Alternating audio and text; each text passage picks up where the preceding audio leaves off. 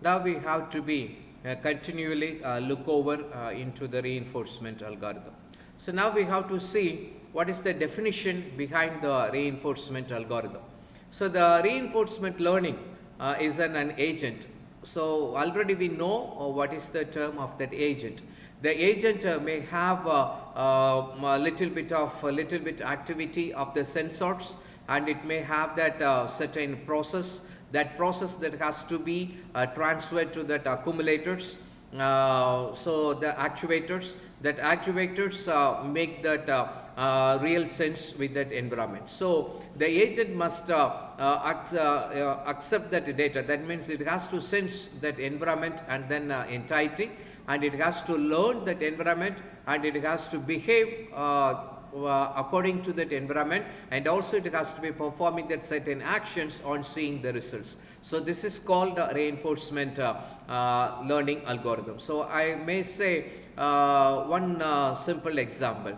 So in recent varieties of cars, so in automobile industry, there is one system is called that automatic temperature controller for the AC. So when we have to be travel in that rain or that in a cold situation, automatically the temperature in that AC that has been varied according to that outside of that environment. In case if there is very hot when we have to be drive, automatically the temperature is reduced, and the appropriate temperature that has to be keep in course. So we are having that certain auto sensing agent for the temperature. So according to the temperature presented in that outside, the temperature inside that car is varied by varying the cooling temperature of the AC. So everything that will happen as automatically. So this is a very good example for that reinforcement learning.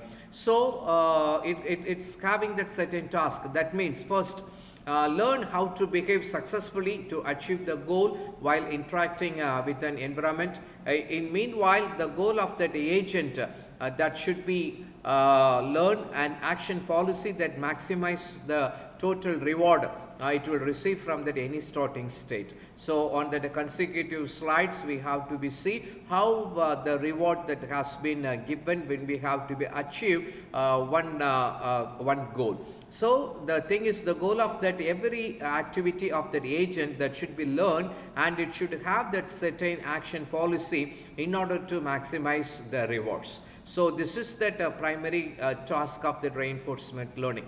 And another one example, that is the game playing. So when we have to be play in system as a chess, and then in the system can able to understand what will be the next move from your end, and also if you make the move, and then the system will decide what move it has to do go for that winning. On that every movement, either ourselves or the system is trying to make that goal as a positive. It has to be achieved and it has to win. Okay, so now we have to be implement in initial state. We couldn't able to say either I have to be win or that system is going to be win. But anyhow, that determination of every choices should be understandable, and then so every move should be understandable by that agent when we have to move the coins in that chessboard.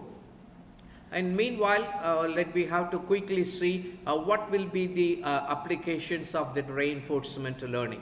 Mainly the automatic robot cleaning in that room. So that is one very good example. Varieties of machines now available in that market for that affordable price. It will groom that room very neatly, and then it can easily understand what is the architecture of that room, so where the things is positioned, and everything that has been monitored by the room cleaning robot. And then a robot soaker. So we saw this kind of the robot soaker in the real time, and then it shows very excellent outcome in the field. And investment in the shares, the reinforcement learning, it's having the good prediction what will be the shares on that next moment, especially in the stock markets.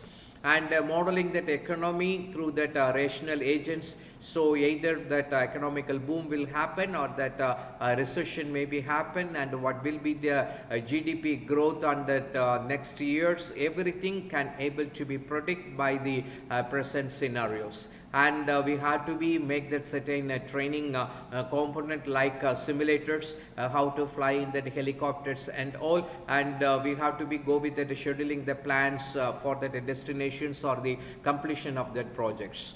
So now we have to see about what will be the reinforcement learning process. So here we are having that certain varieties. So first of all, we are having the two players. The number one is called that agent, and number two is called that environment. In between agent and environment, we are having that varieties of that parameters. On that next